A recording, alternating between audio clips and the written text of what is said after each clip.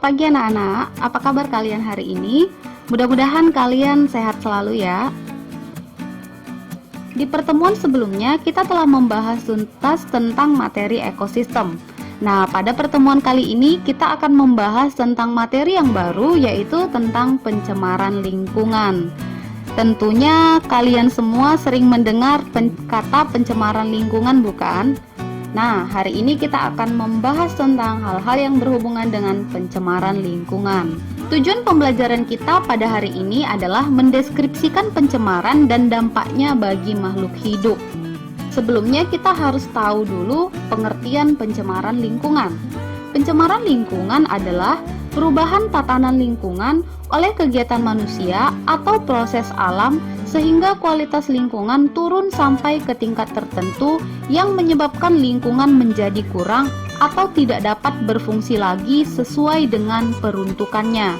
Jadi, jika suatu lingkungan mengalami penurunan fungsi, maka lingkungan tersebut dapat dikatakan mengalami pencemaran. Istilah yang sering kita dengar dalam pencemaran lingkungan adalah polusi dan polutan. Polusi dan polutan merupakan dua kata yang memiliki pengertian yang berbeda. Polusi adalah peristiwa pencemaran lingkungan, sedangkan polutan adalah zat atau bahan yang menyebabkan terjadinya pencemaran. Jadi, pencemaran itu sama dengan polusi. Sedangkan zat yang menyebabkan polusi disebut dengan polutan. Perhatikan gambar yang ada berikut ini. Di gambar kita dapat melihat cerobong asap pabrik, di mana cerobong asap tersebut mengeluarkan kepulan asap yang sangat tebal. Asap tersebut pasti mengandung karbon dioksida. Yang manakah yang dikatakan polutan? Ya, karbon dioksida yang dikeluarkan oleh cerobong asap tersebut merupakan polutan. Sedangkan polusi yang terjadi adalah polusi udara. Syarat-syarat suatu zat disebut polutan bila keberadaannya dapat menyebabkan kerugian terhadap manusia. Suatu zat dapat dikatakan sebagai polutan apabila 1. Jumlahnya melebihi batas normal. Misalnya, karbon dioksida dengan jumlah 0,033 di udara berguna bagi tumbuhan, tetapi bila lebih tinggi dari 0,033% dapat membahayakan bagi makhluk hidup lain. Karena karbon dioksida bersifat beracun apabila terhirup oleh manusia. 2. Berada pada tempat yang tidak semestinya. Misalnya, tumpahan minyak yang berada di tengah lautan. Minyak tentunya sangat berfungsi bagi manusia yang digunakan sebagai bahan bakar. Tetapi jika tempatnya berada di tengah lautan, tentunya akan mengganggu ekosistem laut tersebut. 3. Berada pada waktu yang tidak tepat. Misalnya suara musik yang sangat keras dibunyikan pada malam hari. Tentu menyebabkan kebisingan karena orang-orang harusnya beristirahat. Tetapi, suara musik yang sangat keras tersebut jika dibunyikan pada suatu acara, tentunya dapat menghibur, bukan? Pencemaran lingkungan dibagi menjadi 4, yaitu pencemaran air, pencemaran tanah, pencemaran udara, dan pencemaran suara. Pada kesempatan kali ini, kita akan membahas tentang pencemaran air saja, sedangkan pencemaran yang lainnya akan kita bahas di pertemuan berikutnya. Pencemaran air adalah suatu perubahan keadaan di daerah perairan akibat aktivitas manusia atau alam sehingga mengalami penurunan fungsi. Coba kamu perhatikan gambar berikut ini. Apakah yang kamu pikirkan tentang gambar tersebut? Ya, gambar tersebut menunjukkan daerah perairan yang sudah sangat tercemar oleh sampah-sampah yang berasal dari pemukiman masyarakat sekitarnya. Sangat jorok, bukan? Kemudian silakan lihat gambar selanjutnya. Gambar tersebut menunjukkan banyak ikan yang mati di suatu daerah perairan. Menurut kamu, mengapa hal tersebut bisa terjadi? Biasanya hal tersebut dapat terjadi karena adanya limbah pabrik yang masuk ke perairan sungai, sehingga menyebabkan ikan-ikan menjadi mati. Selanjutnya, apakah yang menyebabkan terjadinya pencemaran air? Pencemaran air dapat disebabkan oleh 3 faktor utama. 1. Limbah pertanian.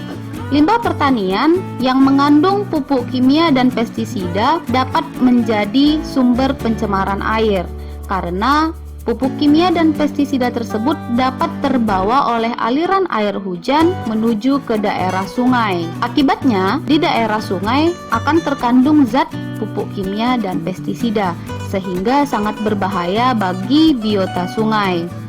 2. Limbah rumah tangga. Limbah rumah tangga terdiri dari sampah organik dan anorganik. Sampah organik merupakan sampah yang dapat terurai. Misalnya sisa-sisa makanan, sisa-sisa sayuran, atau sisa buah-buahan. Sedangkan sampah anorganik merupakan sampah yang tidak bisa atau sangat sulit terurai. Misalnya sampah kaca dan sampah plastik. Apabila sampah organik dan sampah anorganik ini dibuang ke daerah perairan seperti sungai, maka sungai tersebut akan mengalami pencemaran. 3. Limbah industri atau pabrik. Limbah industri atau pabrik yang mengandung logam berat dan senyawa kimia berbahaya jika dimasukkan ke dalam aliran air sungai, maka sungai tersebut akan mengalami pencemaran. Akibatnya, seperti gambar yang tadi, ikan-ikan yang ada di daerah sungai akan mengalami kematian. Lebih berbahayanya lagi, apabila makanan itu sempat dikonsumsi oleh manusia, maka logam berat dan senyawa kimia berbahaya tersebut dapat masuk ke tubuh kita melalui ikan. Menurut kamu, apakah akibat pencemaran air bagi kehidupan makhluk hidup? Pencemaran air dapat menyebabkan beberapa bencana. 1. Menyebabkan banjir.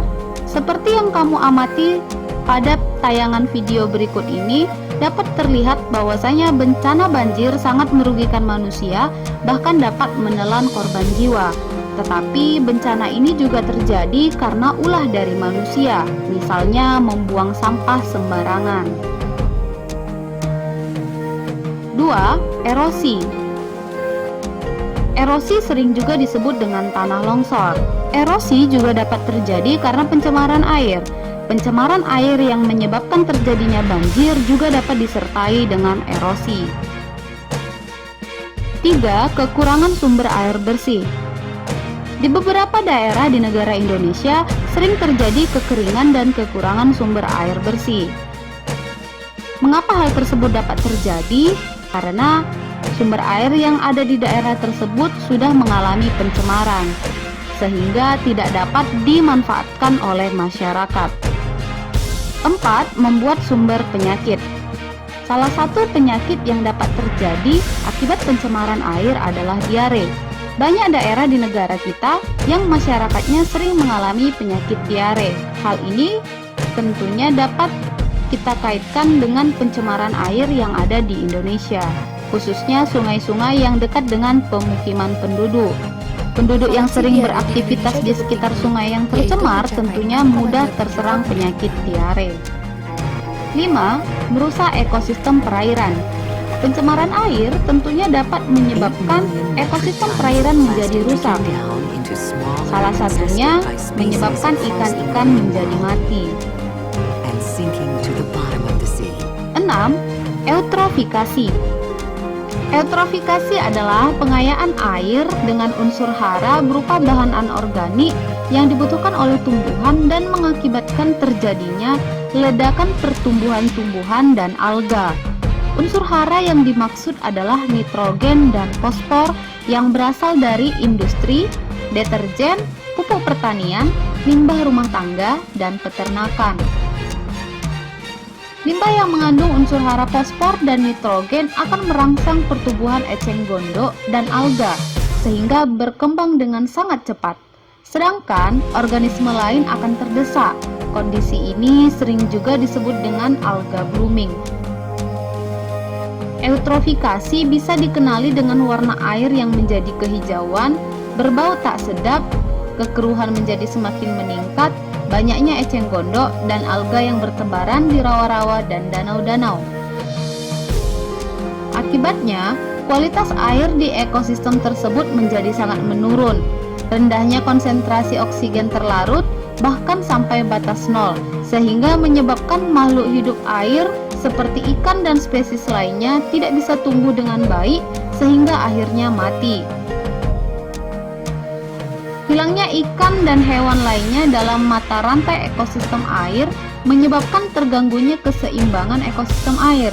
Permasalahan lainnya, alga hijau biru diketahui mengandung toksin atau racun sehingga membawa risiko kesehatan bagi manusia dan hewan.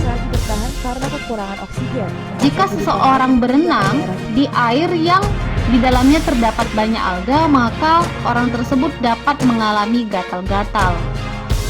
Alga blooming juga menyebabkan hilangnya nilai konservasi dan estetika atau keindahan, sehingga dibutuhkan biaya sosial dan ekonomi yang tidak sedikit untuk mengatasinya.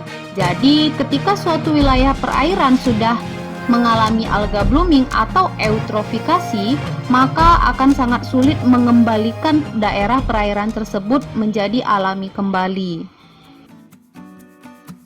Nah, itulah pembelajaran kita pada pagi hari ini, yaitu tentang pencemaran lingkungan.